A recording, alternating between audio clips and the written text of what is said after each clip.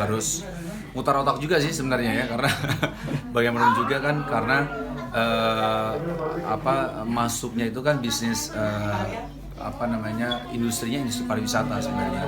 Jadi pemasukan itu memang ketika ada wisatawan datang ke kota tersebut, lalu kita dapat income dari orang yang beli oleh-oleh.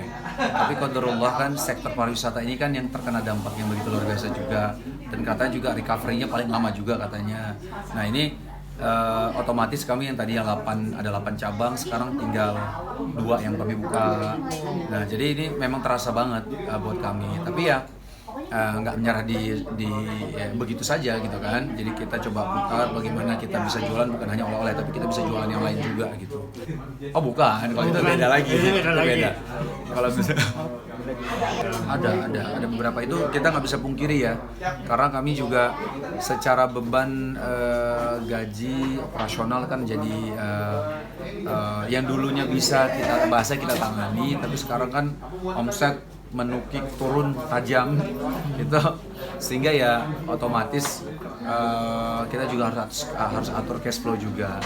Ya kita ngajak sih semua teman-teman karyawan untuk berjuang bersama gitu ya. Tapi ada beberapa yang akhirnya ya ada juga yang akan mengundurkan diri dan lain-lain, itu ya kita terima dengan lapang dada juga, karena bagaimanapun juga kondisi seperti ini kita juga bingung kan mau gimana gitu. Tapi kami berusaha segimana mungkin memang komunikasi sama karyawan, kondisi kayak gini gimana teman-teman semua, kami bisa kasih ini, terus ayo mau juang bersama-sama atau enggak. Ada beberapa yang bertahan ya alhamdulillah, tapi kalau misalnya kami juga dalam arti nggak wajar lah ya, mereka kan juga mungkin kayaknya kami harus di tempat lain, itu juga nggak masalah sih buat kami juga. Tuntutan dari kalau itu wajib THR tetap kita kasih, karena itu kewajiban perusahaan kan untuk karyawan gitu ya, kita harus komit. Nah makanya kan apa yang kita bisa lakukan nih ketika THR, berarti kan harus ada yang kita kasih kepada karyawan gitu kan ya, mau nggak mau itu kewajiban kami yang harus kami lakukan. Ya banyak cara sebenarnya kan, maksudnya kalau misalnya kalau saya langsung ngomong yang usaha yang saya jalani ya gitu ya, ada beberapa yang kita ya jatuhnya pivot ya, dimana kita mencoba untuk yang dulunya mungkin biasa jual produk A, kita jual produk B, tapi memang masih di satu lingkaran sumber daya yang memang kita miliki gitu loh. Maksudnya bukan yang jual kue tiba-tiba misalnya jual matras olahraga misalnya kayak gitu ya, itu kan beda banget misalnya gitu ya. Tapi kalau misalnya ada yang lakuin itu juga sah-sah aja, namanya jualan gitu kan. Tapi kalau kami memang Lab Pivot ini memang ketika memang dengan sumber daya yang kita miliki, apa yang bisa kita lakuin selain jual oleh-oleh gitu. Berarti kan kayak misalnya ada pabrik, terus bisa produksi misalnya frozen food, ataupun bisa kita produksi kue-kue yang bisa dikonsumsi sehari-hari. Nah itu berarti kita beralih bisa ke situ gitu. Atau memang kita bekerja sama dengan para UMKM yang mereka punya produk yang banyak banget, terus kita ajak ayo kita bersinergi. Selama ini kami memang seperti itu, tapi sekarang malah mengajak ada beberapa yang masuk ke toko kami, mereka bisa jualan langsung juga gitu loh. Tapi produk-produknya juga yang bahasanya mereka ini juga kan yakin untuk ayo kita sinergi bareng yuk di sini. Banyak sih yang kita bisa lakuin sebenarnya dengan kondisi-kondisi kayak gini. Kayak misalnya contoh saya punya dulu jualannya offline ya, jualannya namanya Bumbu Ireng. Ini jualan offline, datang orang, mereka makan di bebek, entok, ayam di warung kami. Tapi kondisi kayak gini gimana caranya sekarang? Ya berarti kita harus putar. Kalau misalnya ojek, nah tadi ngobrol juga sama teman kita juga. Ojek aja itu kan ada beberapa yang daerah yang ada PSBB kan, jadi diatur kena razia dan lain-lain gitu kan. Nah, tapi ada juga di daerah beberapa yang tidak PSBB. Cuman kita juga harus muter.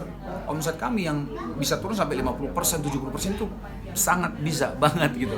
Dan itu terjadi gitu. Itu terjadi gitu. Nah, dengan kondisi kayak gini, akhirnya kita putar. Bagaimana caranya kita putar itu jadi apa sekarang? Kita bisa jualan tanpa harus orang datang. Nah, kami kalau misalnya di Bumbu Ireng itu kami bikin botolan bumbu ireng. Jadi kami jual dan alhamdulillah itu malah jualannya ajib gitu. Online malah dan jadi oke. tahan lama, itu kan bisa 6 bulan, 8 bulan gitu. Hanya bumbu doang. Orang makan cukup pakai nasi, pakai itu doang. Bahkan ada beberapa, ini kalau boleh jujur, karyawan ada beberapa kita potong secara gajinya gitu kan. Misalnya, tapi kan ada kesepakatan antara kami sama karyawan, kita potong gajinya segini, mohon maaf banget. Tapi kita ajak mereka untuk jualan juga. Nah, ini ada produk, kamu jualin deh. Nanti ada bagian dari kamu. Dan tahu nggak, teman-teman? Itu pendapatan dia jualan botol itu lebih tinggi 2 kali lipat daripada gajinya. Wow. Nah, jadi ini jadi solusi. Bahasanya gini, ketika kondisi seperti ini, semua tim kita yang dulunya cuman hanya bagian desain, yang dia operasional, yang dia produksi, kita tuntut untuk jualan semua. Nanti kalian dapat hasil juga di situ. Nah, itu mungkin salah satu solusi yang bisa kita lakukan ke teman-teman yang punya tim ya, karyawan gitu. Tadinya kita offline banget, sekarang malah online gitu kan. Malah dari Sabang sampai Merauke gitu, tuh bisa banget dilakuin. Nah, makanya kan kalau saya sendiri dan keluarga itu memang selalu mencoba untuk berusaha semaksimal mungkin untuk mengikuti anjuran dari pemerintah, ya kan. Bagaimana kalau di Jakarta kan ada PSBB, ya kan. Nah, sampai sekarang kami mencoba ikuti prosedurnya, misalnya ngomong ada jarak, ketika ketemu sama orang ada jarak, ataupun misalnya kita pakai masker, sediakan selalu hand sanitizer, atau kalau bisa sih cuci tangan.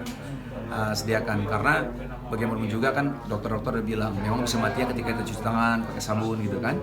Nah, kalau memang tidak perlu keluar ya jangan keluar sebenarnya gitu. Ini karena kan ada kerjaan yang tapi tidak melanggar prosedur yang sudah ditetapkan, protap kan sudah ada kan. Nah, ini tidak kita langgar, kita harus ikuti dong. Nah, kita diperbolehkan, ini kan diperbolehkan gitu kan, tapi kita jangan melanggar protapnya gitu loh. Udah ada prosedurnya, ya coba kita ikuti. Ya kita, kalau saya lebih seperti itu sih sebenarnya, karena bagaimanapun juga ya kalau pemimpin kita menyampaikan, kalau misalnya Jakarta kan Pak Anies ya, Pak Anies sudah sampaikan bahwa ini harus kita lakukan bersama-sama dan punya kesadaran bersama-sama gitu loh. Jangan sampai kesadaran hanya dari pemerintah tapi kitanya enggak. Kita mulai dari diri kita sendiri deh. Kalau saya sih dari saya dan keluarga dulu.